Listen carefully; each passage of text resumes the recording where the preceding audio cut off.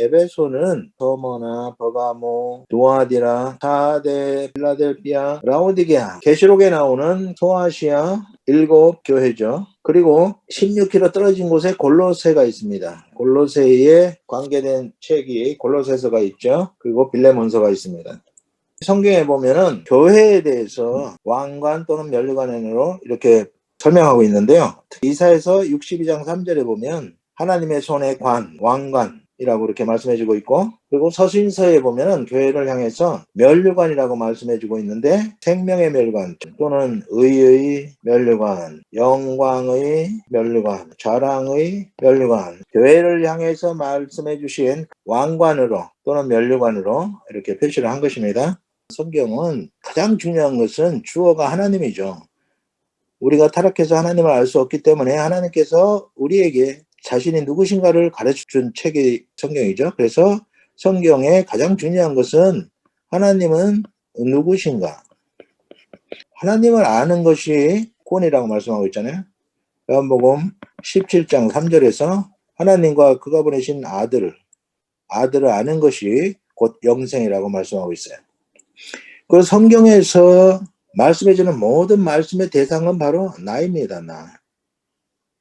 근데 우리가 나도 몰라요. 이 성경을 통해서 내가 누구인가를 알 수 있는데, 그게 바로 에베소서죠. 에베소서. 우리가 누구인가를 말씀해주고 있고요. 그 다음에 하나님과 나는 그러면 어떤 관계인가? 관계. 이 관계를 다른 말로 하면 언약이죠. 언약은 다른 말로 하면 구원이에요. 구원. 하나님과 우리가 죄로 말미암아 원수 되었었는데 원수 관계에서 이제는 예수 그리스도의 피로 화해하고 하나님의 백성으로 회복되고 또는 아들로 신부로 몸으로 회복이 된 거죠.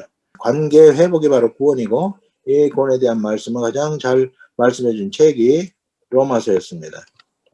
네, 말씀은 곧 하나님이시다 하면서 출발한 하나님이 누구신가에 대해서 가장 잘 말씀해 준 책이 요한복음이었죠. 그래서 요한복음과 로마서와 에베소서는 믿음의 기본. 그래서 이것을 지금 하고 있는 것입니다. 에베소서의 주제는 교회의 비밀. 교회가 무엇이냐? 교회는 성도죠, 성도. 더 적극적으로 말하면 나예요. 다른 사람은 그렇게 중요하지 않아요. 내가 중요하죠. 내가 누구냐 말이죠. 그래서 성도의 정체성과 사명. 나는 누구이고 사명. 나는 무엇을 위해서 이 땅에 살고 있는가 하는 것을 말해주고 있는 아주 귀중한 책입니다. 두 번째 구조. 서신서의 구조가 거의 이런 구조를 띠고 있어요. 그래서 첫 번째는 복음 1장에서 3장. 두 번째는 4장에서 6장. 복음은 목적이 구원의 확신을 주기 위해서요. 삶은 목적이 이미 임한 천국 누리기, 천국을 살도록 하기 위해서 삶의 부분, 실천편을 말씀하고 있습니다. 그리고 교회를 성경에서 찾아보면 면류관 또는 왕관으로 말씀해주고 있기 때문에 이렇게 왕관을 그렸습니다. 천상교회가 있는데 에베소서 2장 6절에 보면 우리가 예수 그리스도 안에서 그리스도와 함께 연합하여 십자가에 달려 죽었고 그리스도와 함께 부활에 참여하였고 그리스도와 함께 이미 하나님 보좌 우편에 앉으신 예수 그리스도와 함께 하늘에 앉히신 바 되었습니다. 그렇기 때문에 이미 천상교회에 우리는 입성을 한 거예요. 단지 우리의 육신의 장막 때문에 이 땅에 있는 것입니다. 1장, 2장, 3장, 4장, 5장, 6장. 여기는 천상교회, 여기는 지상교회죠. 그리고 지상교회는 지금 건축 중에 그리스도의 몸인 교회를 세우는 건축이 끝나면 예수 그리스도께서 오셔서 모든 악을 제거하시고 지상교회가 천상교회에 도입이 됨으로써 하나가 되는 거죠. 예수 그리스도를 영접하고 죽은 사람들은 이미 천상교회에 입성해 있는 것이죠. 그러면 1, 2, 3장에서 무엇을 말씀하는가? 1장에서는 예정론을 말합니다. 예정론은 창세전에 이미 우리의 구원을 계획해 놓으셨다는 거예요. 그래서 구원 계획. 그래서 1장 4절에 보면 성부께서 하나님의 백성을 선택하셨고 성자 그리스도께서 택함받은 자들의 죄를 속량하셨고 속량은 죄값을 지불하고 해방시켜주는 것이죠. 그리고 성령께서 택한 자들을 인치셨다. 인치심. 이것이 1장의 핵심 내용입니다. 2장은 구원론. 이제 때가 찬 경륜을 이루시기 위해서 예수 그리스도께서 오셔서 구원을 성취하셨다는 거예요. 구원 성취. 예수 그리스도께서 어떻게 우리의 구원을 성취하셨는가? 예수 그리스도와의 연합, 하나가 돼가지고 죽으실 때 살리시고라고 말하고 있어요. 예수 그리스도의 죽으심은 우리의 살아남이 된 거예요. 그래서 예수 그리스도께서 죽으실 때 그의 피가 떨어질 때 첫 번째 현상이 휘장이 찢어짐. 하나님 보좌 앞에 나가는 길이 휘장으로 딱 갇혀 있었어요. 예수 그리스도께서 그의 피로 우리의 죄를 제거해 주시기 전까지는 누구도 하나님 앞에 나갈 수가 없었어요. 그래서 이 휘장을 거두심으로 예수 그리스도께서 새로운 살 길을 여셨고, 두 번째는 구약의 백성들이 무덤에서 일어났어요. 이것은 우리가 부활할 것을 미리 보여준 사건이죠. 그래서 예수님은 죽으셨는데 예수께서 죽으심으로 우리를 살린 거죠. 그래서 예수께서 사망을 가져가시고 생명으로 교환해 주신 거예요. 그래서 이것을 신적 교환, Divine Exchange. 사망은 주님이 가져가시고 주님 안에 있는 생명을 우리에게 주신 사건이 바로 십자가 사건이죠. 주님은 죽으시고 우리를 살리시고, 두 번째는 일으키시고, 이것은 부활이죠. 다른 말로 하면 부활. 예수께서 죽음을 이기시고 부활하심으로 생명의 주가 되셨어요. 예수님이 부활하시기 전까지는 누구도 죽음을 피할 수가 없었는데 예수님께서 죽음을 이기시고 부활하심으로 생명의 주가 되셨습니다.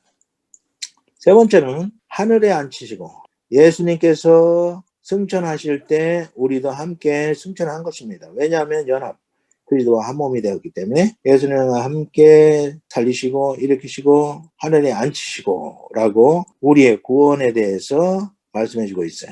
그래서 우리의 구원의 근거는 바로 연합이고요. 이 연합은 성령 세례입니다. 성령 세례는 예수 그리스도와의 연합, 한 몸됨을 말하고 있습니다.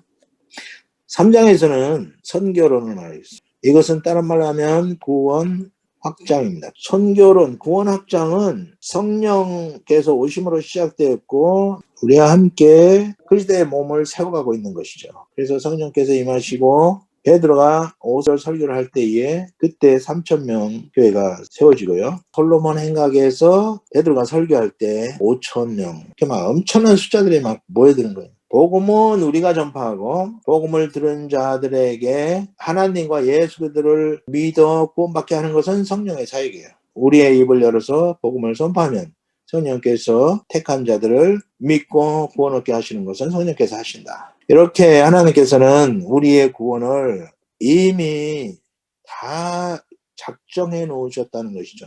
이미 우리는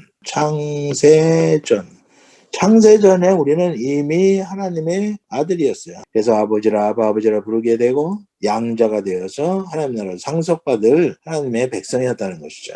이 구원론이 로마서에서는 1장에서 11장 사이에 말씀해 주고 있는 것이고, 로마서의 축소판인 갈라디아서에서는 1장에서 4장까지 내용인데 에베소서에는 1장에서 3장에 간결하게 이 말씀을 해주고 있습니다. 4장, 5장, 6장은 교회의 사명이에요. 교회의 사명을 말씀해주고 있습니다. 이 위에 있는 것들은 하나님의 구원 경영, 하나님께서 어떻게 우리를 구원하시기로 작정하시고 이루어 가시는가 하는 데 대한 말씀이라면, 4, 5, 6장은 이 땅에 그리스도의 몸된 우리가 감당해야 될 교회의 사명에 대해서 말씀해주고 있습니다.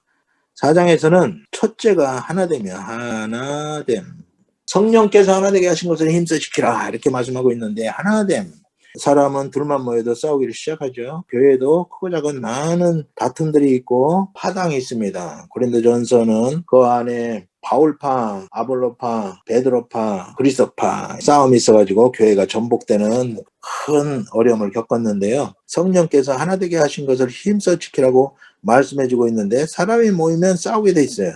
부부간에도 싸우니까 교회 안에 싸움이 없을 수가 없죠. 그래서 어떻게 하나 되게 할 것이냐, 거기에 대해서 4가지 방법을 말씀해 주고 있습니다. 겸손에 대해서 말씀하고 있고, 온유, 오래 참음, 서로 용납이라는 말씀을 해주고 있어요. 겸손은 낮추기예요. 낮추기. 다른 사람이 나보다 낫다 그렇게 생각하면 교만할 수가 없죠. 세상에 나보다 못한 사람 없어요. 온유는 하나님께 길들여짐. 하나님께 길들여져야 돼요. 오래 참으면 기다려주는 거예요. 기다려주기. 네 번째, 용납하기. 서로 용납하는 것. 이것이 굉장히 중요한데, 있는 그대로 받아주기.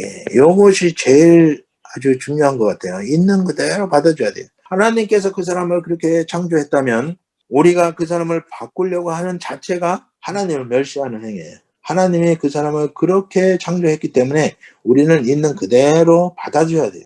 우리가 왜 이러냐 막 그 사람을 고치려고 할 권리가 우리에게 없는 것이죠. 사실 따지고 보면 고쳐야 될 것은 나거든요.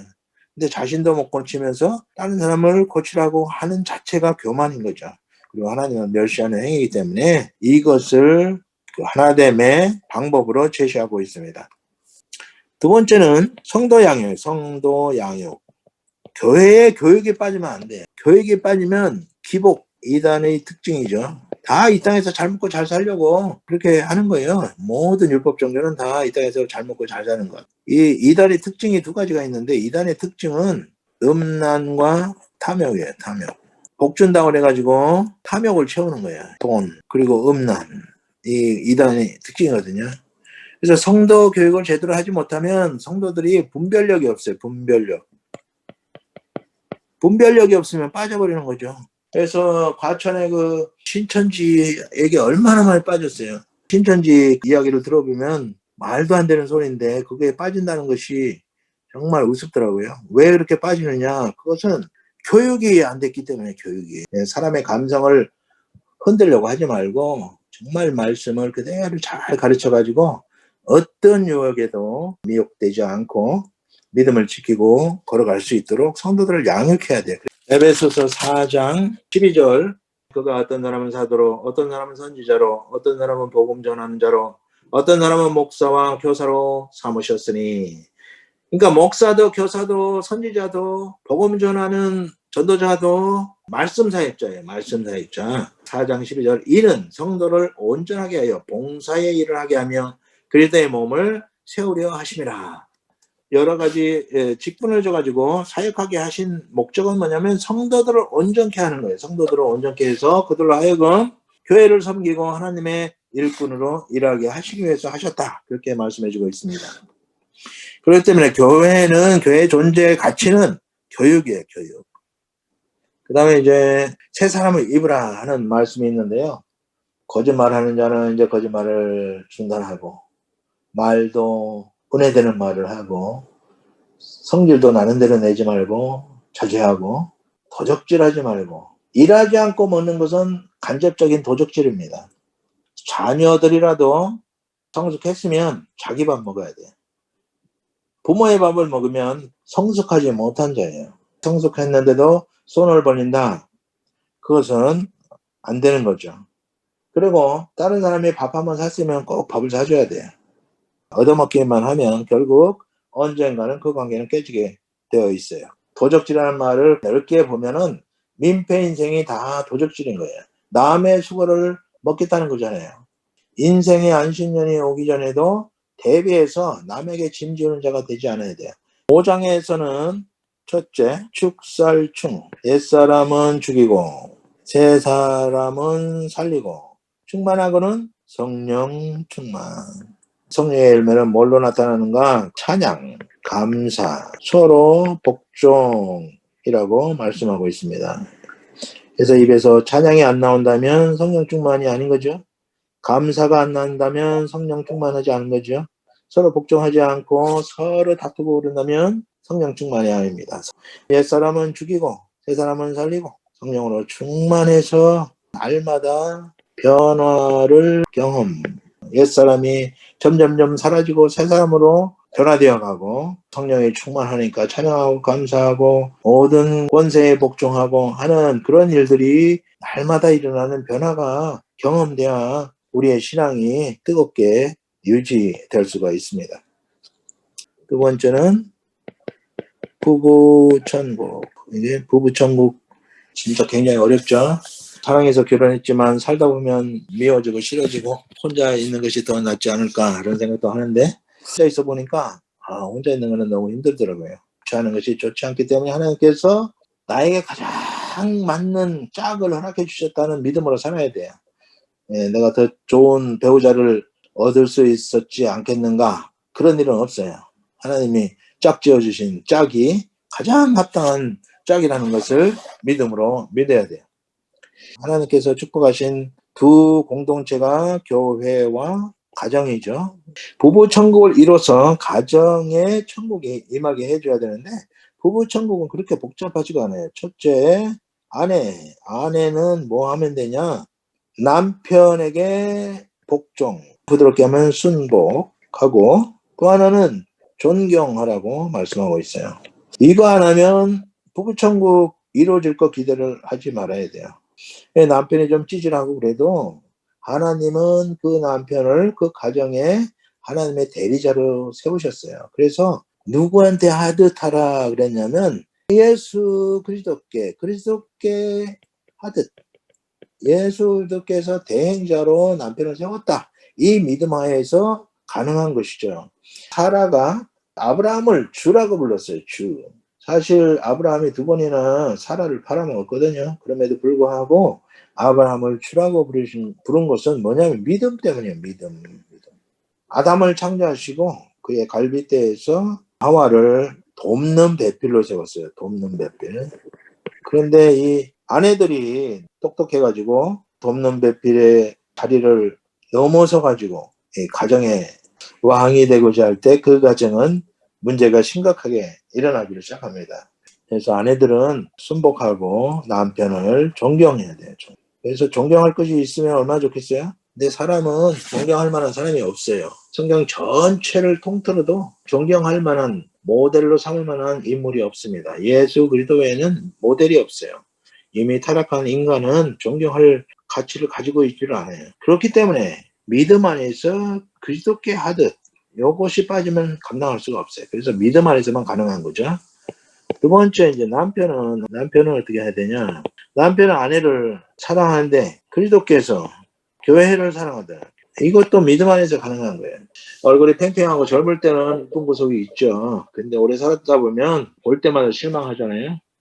그래서 아내를 볼 때에는 슬쩍 봐야 돼요. 자세히 보면 상처 입으니까 슬쩍슬쩍 보고 그 사랑할 수 있는 것은 외모를 보고는 사랑할 수가 없어요. 이제 아무리 아름다운 꽃도 그 똑같은 것을 몇십 년을 본다 생각해 보세요. 얼마나 지겹겠는가. 외모를 보고서는 도저히 불가능한데 뭐를 봐야 되느냐. 그리스도께서 교회를 사랑하지. 교회가 얼마나 그리스도에게 아픔이 되었습니까? 그럼에도 불구하고 끝까지 사랑하셨던 것처럼 그렇게 아내를 사랑하라는 거예요. 왜냐하면 영생의 축복을 함께 받을 동반자예요. 아내가. 아내를 연약한 질그릇처럼 보고 보호하고 사랑하라고 베드로는 그렇게 또 권면하고 있습니다. 그래서 남편은 아내를 사랑하라. 뭐와 관계없이 외모와 관계없이 뭐 때문에 그리스도가 교회를 사랑한 것처럼 자기의 몸처럼 사랑하라고 말씀하고 있어요. 그래서 기필코 부부천국을 이뤄야 돼요. 풀기 어려운 숙제이긴 합니다만은 믿음 안에서 이것을 하라고 이렇게 말씀해주고 있습니다.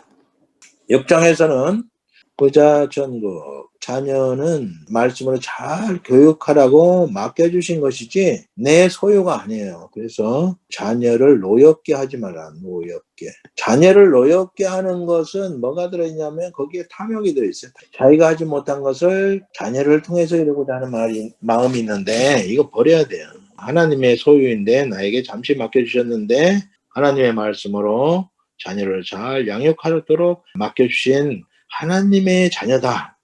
그리고 자녀는 부모를 하나님의 대리자로 세워주셨기 때문에 부모를 존경해야 되고 이 존경은 보이지 않는 것이라면 호도라는 말에는 액션이 들어가 있어요. 행위. 존경은 뭔가 주는 것이 따라야 돼. 같이. 요거는 마음으로 한다 그러면 요거는 물질적이라고 할 수 있습니다. 여기에 행위가 따른다는 거죠. 용돈도 주고 맛있는 것도 사주고 그런 것들을 같이 해야 될 것입니다. 그 다음에 노사천국은 CEO, 사장은 하나님께서 세워졌기 때문에 하나님께 대하듯 그리스도를 대하듯 온 마음으로 그의 말에 순종하고 또 사장은 양식의 공급자로 나에게 맡겨주신 하나님의 일꾼이라고 생각하고 잘 청지기의 사명을 감당해야 돼. 일이 잘 돼서 돈이 많이 벌리면 자기 주머니 채우는 것이 아니고 함께 일하는 노동자들에게 그 혜택을 주어서 양식의 공급자로서의 사명, 이것을 다시 말하면 하나님께서 주신 청지기 사명을 감당해야 된다. 이런 내용을 함께 가지고 있습니다. 그리고 마지막으로 이제 무장한 군인에 대해서 말씀해 주고 있는데요. 우리는 무장한 군인으로 사탄과 싸워야 되는 그런 사명을 가지고 있습니다. 무장한 군인은 어떻게 무장을 해야 되느냐? 이렇게 이제 그림이 아주 위에서부터 우선 구원의 투구는 뭐냐? 예수 그리스도야. 믿음의 방패, 이것도 예수 그리스도야. 믿음의 주여 온전케 하시는 이. 믿음의 주라고 할 때 믿음의 근원, 믿음의 시작, 그것은 예수 그리스도시죠. 그 다음에 의의 호심경, 이것도 예수 그리스도. 성령의 검 또는 말씀의 검은 이것도 예수 그리스도. 그리고 진리의 띠, 이것도 예수 그리스도. 복음의 신발, 이것도 예수 그리스도예요. 그래서 이 무장한 군인은 뭘로 무장을 하느냐? 결국은 예수 그리스도로 무장을 해야 된다는 것이죠. 우리에게 주신 사명인 사탄을 물리치고 사탄을 예수 그리스도의 발등상이 되게 하기 위해서 우리는 구원의 투구로 무장하고 믿음의 방패로 무장하고 의의 용배로 무장하고 말씀의 검, 성령의 검으로 무장하고 진리의 허리띠로 띠고 복음의 신발을 신고 예수 그리스도로 무장해서 그리스도의 군사로 영적 전쟁을 승리로 이끌라 하는 말씀으로 에베소서를 마치고 있습니다.